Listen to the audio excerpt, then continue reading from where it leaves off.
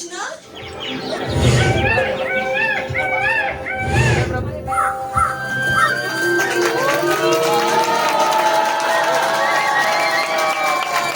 कृष्णा, आप हमारे कृपा के सागर हैं और एक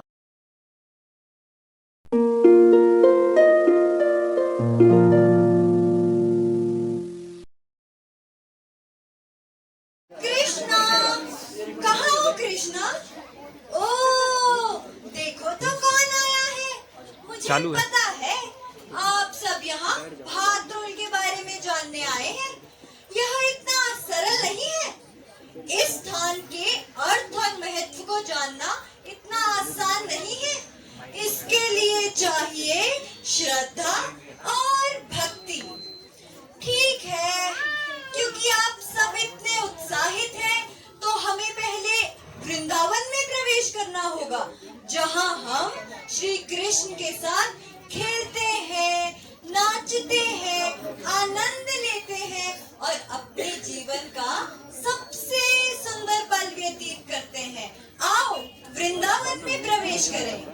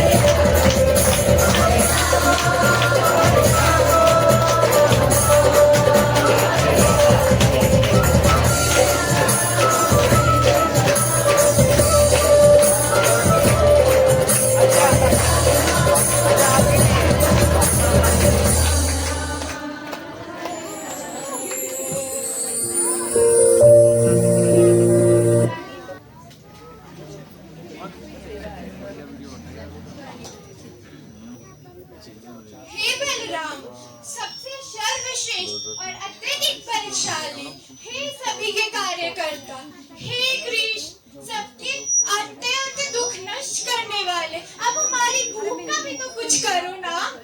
हे कृष्ण कुछ करो वरना हम मूर्छित हो जाएंगे। हे कृष्ण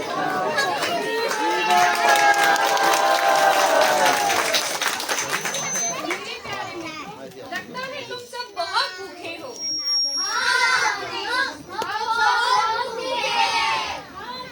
हम सब भूखे हैं, क्या तुम भी भूखे नहीं हो? सच कहूं तो हम भी बहुत भूखे हैं। तो कृष्ण तुमने क्या खाने की योजना बनाई? ये घास। मुझे पता है भोजन कहाँ मिल सकता है। कहाँ? पास के गांव में कुछ विद्वान ब्राह्मण हैं जो यज्ञ करके तपस्या कर रहे हैं। वे स्वर्ग लोक जाने की आशा में यज्ञ मंत्रों का उच्चारण कर रहे हैं। स्वर्ग? ओह, जहाँ वे आनंद लेना चाहते हैं। हाँ, और अभी का समय अत्यंत शुभ है दान के लिए। तो क्या हम उन्हें बताएं कि कृष्ण बहुत भूखे हैं तो वे हमें भरपूर भोजन दे देंगे? अरे रुको रुको, तुम उनसे कहना बलराम जी भूखे हैं। बलराम जी क्षत्रिय हैं, वे तुम्हें अवश्य भरपूर भोजन और दान देंगे। रुको, हमारे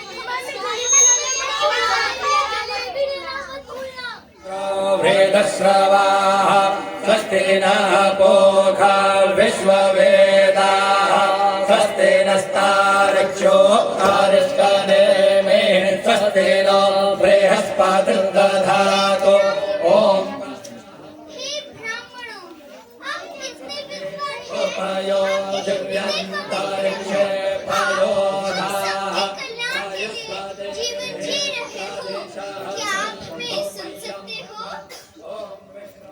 रुको रुको, उन्हें मत छुओ, वो ब्राह्मण है। हे ब्राह्मण, कृपया हमारी विनती सुनिए। हम यमुना तट से आए हैं, जहाँ बलराम गौ सेवा कर रहे हैं और उनके साथ कृष्ण भी है। उन्होंने हमें संदेश लेकर भेजा है क्योंकि वो बहुत भूखे हैं। आप हमारी बात सुन रहे हैं? उन्होंने कहा है कि जो भी यज्ञ में अच्छे से भोजन देता है वो शुभ माना जाता है। पर इन्होंने तो हमारी बात सुननी तक जरूरी नहीं समझी और हमारी ओर देखा भी नहीं। देखो देखो, लड्डू, चटनी, रसगुल्ले। चलो वापस चलते हैं और कृष्ण को बताना होगा कि उन्होंने हमारी एक ना सुनी।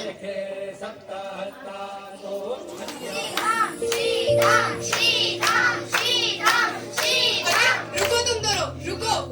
हे कृष्ण, हम इतने भूखे हैं, भोग कहाँ है?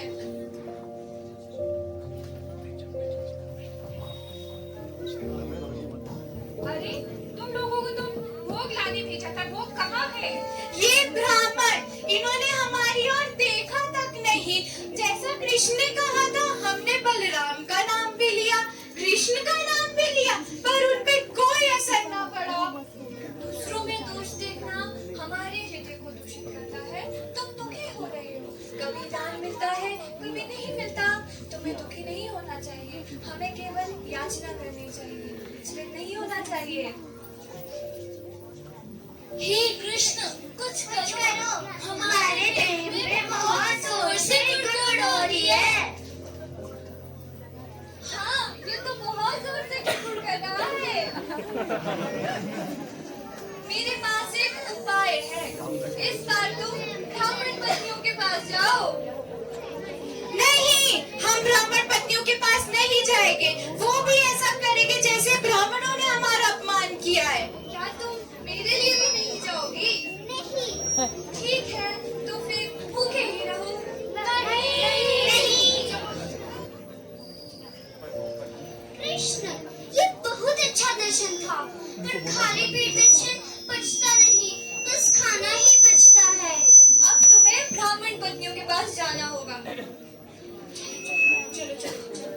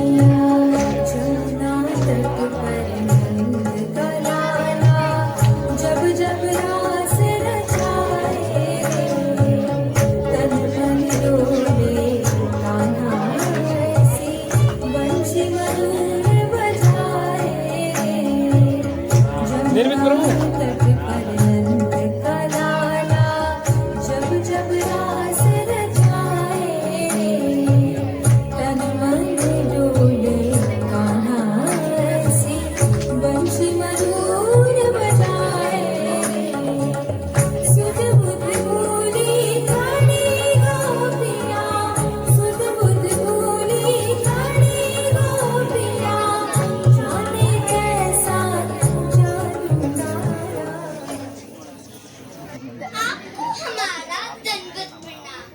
आप हमारी बात ध्यान से सुनिए। हम यहाँ पर एक विशेष कार्य के लिए आए हैं। अरे तुम छोटे छोटे बच्चे, तुम्हारा भी कोई विशेष कार्य है? ये उद्देश्य कृष्ण और बलराम के लिए है। कृष्ण और बलराम?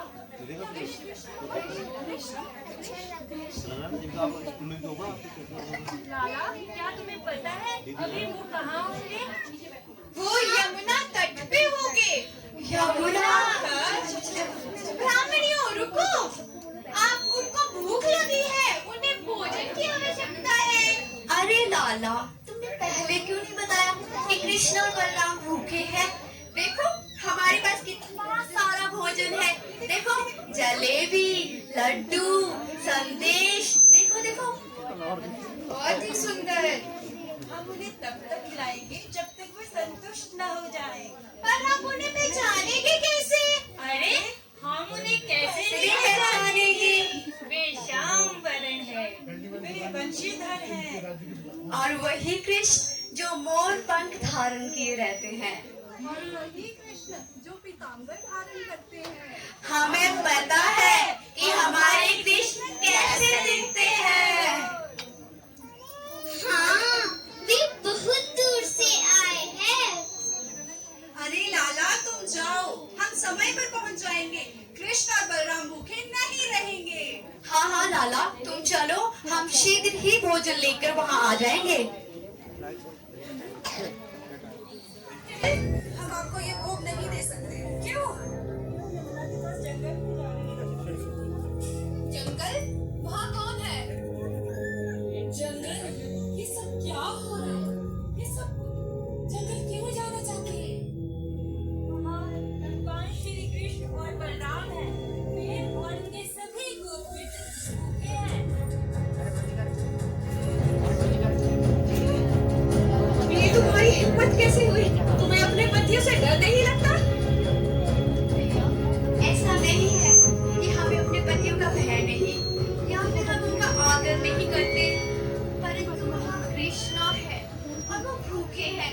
हम उन्हें भला भूखा कैसे रहने दे सकते हैं? कृपया करके पिताजी हमें जाने दीजिए।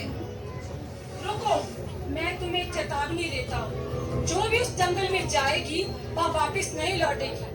उसकी विरासत नष्ट हो जाएगी, उसे समाज से निकाल दिया जाएगा। हे भगवान, ये सब क्या हो गया है? कोई रोको इन्हें, कोई रोको इन्हें।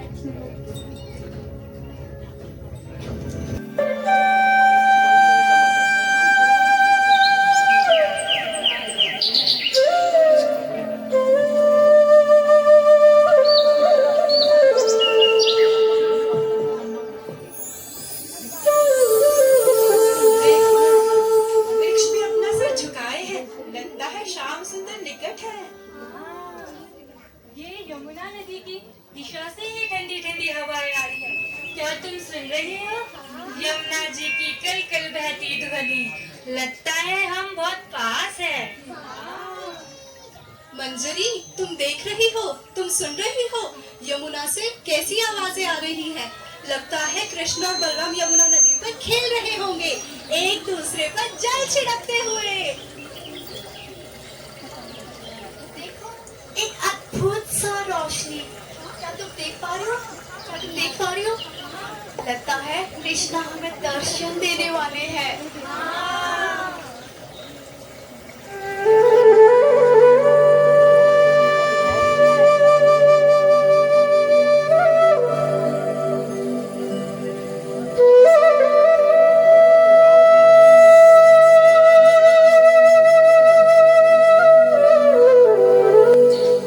प्रिय ब्राह्मण पत्नियों, सबका स्वागत है।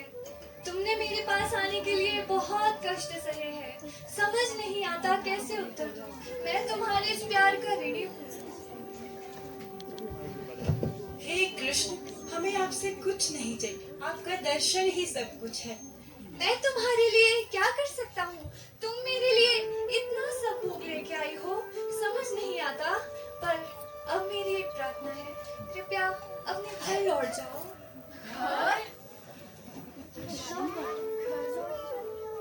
कृष्णा, क्या आप हमें घर लौटने को कह रहे हो?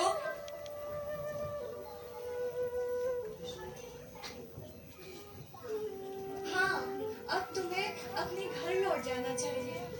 हे कृष्णा, आप हमारे कृपा के सागर हैं और एकमात्र आश्रय है। और हम उन सांसारिक बंधनों की ओर किस प्रकार से लौट जाए कृष्णा, जो आपके दर्शन करने के बाद अब अर्थहीन से प्रतीत हो रहे हैं। कृष्ण, हमने आपके लिए सब कुछ छोड़ दिया, पति, बच्चे, परिवार। हम घर वापस कैसे लौट जाएं कृष्ण? हे कृष्ण, एक नदी जो समुद्र तक पहुंच चुकी हो वो पर्वत की ओर वापस नहीं मुड़ती कृष्ण, ये संभव नहीं है कृष्ण। और जो जन्म से अंधा था, यदि उसे दृष्टि मिल जाए तो क्या वह फिर से अंधा होना चाहेगा कृष्ण? कभी नहीं कृष्णा, कभी नहीं। और कृष्णा, हमने अपना सब कुछ त्याग कर दिया है और हमें कोई झूठी मान प्रतिष्ठा नहीं चाहिए। हमें केवल आपके चरणों में आश्रय चाहिए। मैं जानता हूँ तुम सब मुझसे निस्वार्थ प्रेम करते हो, पर तुम्हारे परिवारजन क्या सोचेंगे? कौन सा परिवार कृष्ण? वो परिवार जिन्होंने हमें ठुकरा दिया है। तुम्हारा परिवार, तुम एक कुलीन ब्राह्मण परिवार की सदस्य हो। और हम सभी तभी से आपसे प्रेम करने लगी है कृष्ण, कृपया हमें घर जाने के लिए ना कहे कृष्ण। हम घर किस प्रकार जाएं? हमें जान से मारने की धमकी दे रहे हैं। तुम याद करो, तुमने विवाह के समय अपने पति के साथ रहने के वचन दिए हैं। इस समय वे यज्ञ कर रहे हैं, उन्हें तुम्हारी आवश्यकता है। कृष्ण, हमारे पति हमें स्वीकार नहीं करेंगे। मेरे प्रभाव से वे तुम्हें स्वीकार करेंगे, ये मेरा आदेश है। हे कृष्णा, आप करुणा के सागर हो और हमारे एकमात्र आश्रय हो और शत्रुओं के सहारक हो।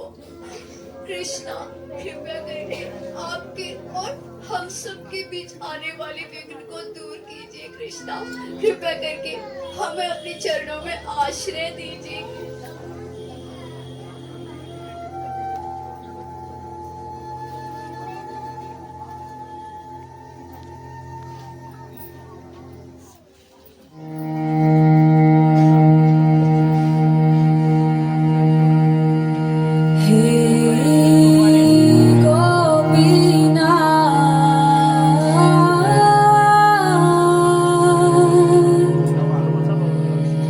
हे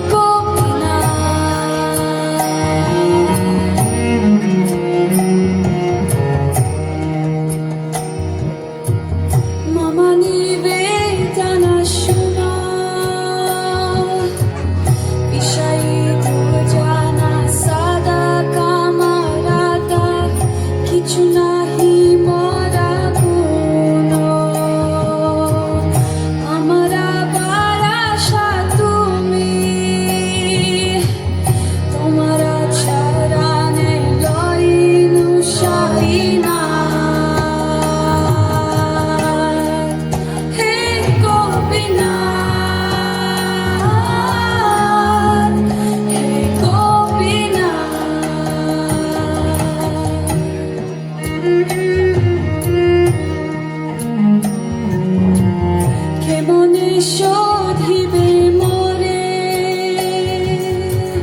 না জানি ভাকাতি কামে জাদা মাতি পদছি সংসার ঘরে সকালি তোমার মায়া নাহি মা বাবালা জ্ঞানা সুধীর মালা স্বাধীনা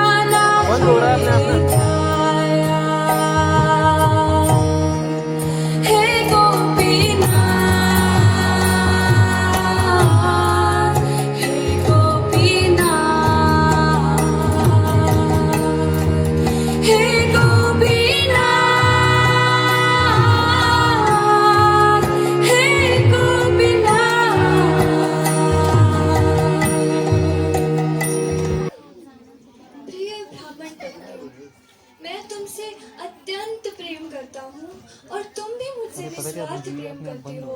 इसलिए तुम ऐसा कुछ नहीं करना चाहिए जो मेरी इच्छा के विपरीत हो। हट मत करो, अपने घर लौट जाओ। मेरे समीप रहकर तुम मुझे प्राप्त नहीं कर सकती। केवल मेरे नाम का कीर्तन करके और मेरी लीलाओं का श्रवण करके मैं सदैव के लिए तुम्हारे हृदय में वास करूंगा, तुम्हारे प्रेम और मेरे भाव से। इसलिए उठो, अपने घर जाओ।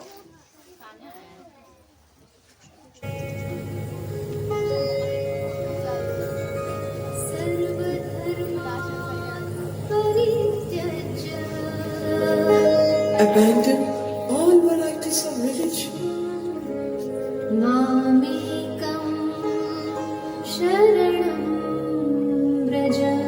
and just surrender unto me, O Arjuna.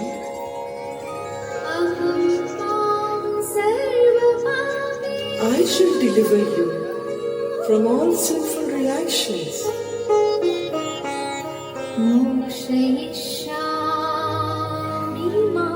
O Arjuna, do not fear.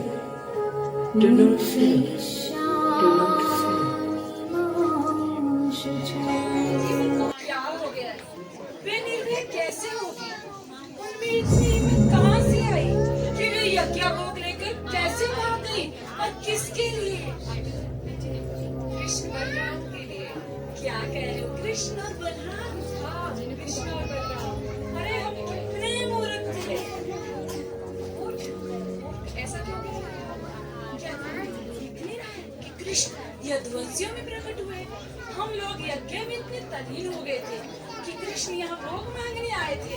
हमारा अभिमान इतना बढ़ गया था कि हमने कृष्ण को अनदेखा कर दिया। हाँ, ये तो बिल्कुल ऐसे हो गया जैसे पूरे दिन भर महिलाओं ने भोग तैयार किया, थाली सजा के रखी और पुजारी भोग लगाना ही भूल गया। धिक्कार है हम पर। हमने अपने जीवन का उद्देश्य ही भूल दिया है। हमारे जब तक धर्म कर्म ज्ञान का क्या लाभ? हाँ, सही कह रहे हैं आप। ये हमारी पत्नियां जिन्हें कोई मंत्रों का ज्ञान ही नहीं है, कोई यज्ञ नहीं जानती, कुछ नहीं जानती, फिर भी उन्होंने कृष्ण के लिए इतना किया और हम लोग इतना यज्ञ करने के बावजूद हम कृष्ण बलराम को नहीं समझ पाए। धिक्कार है हम पर, धिक्कार है। हाँ, वे सीधी साधी पत्नियां जो हमारे परिवार को संभालती है, भोजन बनाती है और हमारे बच्चों को भी संभालती है, उन्हें तो जैसे सारे धार्मिक स्थानों का सार समझ लिया है। बस बहुत हो गए नाम मंत्र जब, बहुत हो गई ये पूजाएं। भाइयों चलो, हम भी चले जंगल में। हमें भी अपना जीवन कृष्ण को समर्पित कर देना चाहिए। मुझे विश्वास है कृष्ण हमें क्षमा कर देंगे। भाइयों चलो चलो। रुको, कहाँ जा रहे हो? तुम जानते हो ना हमारे राजा कंस, तुम्हें पता है हर जगह उनके सिपाही रहते हैं। हो सकता है हमें दंड मिले, क्या पता हमें जान से मार देने का दंड ही मिले। हम नहीं जा सकते। धिक्कार है हम पर, धिक्कार है हम पर। हम अभी भी अपने जीवन को लेकर भयभीत हो रहे हैं। हमसे अच्छी तो हमारी पत्नियां हैं, हमसे अच्छी तो हमारी पत्नियां हैं जिनका संपूर्ण जीवन कृष्ण के लिए समर्पित है।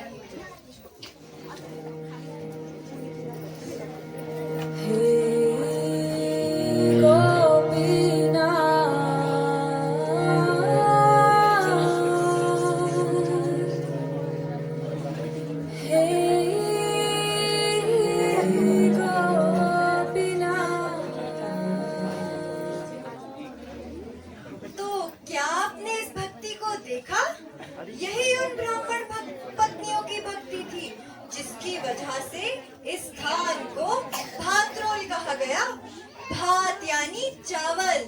और यहाँ पर श्री कृष्ण की भूख और उनके सच्चे भक्तों की सरलता की लीलाएं प्रकट हुई थी।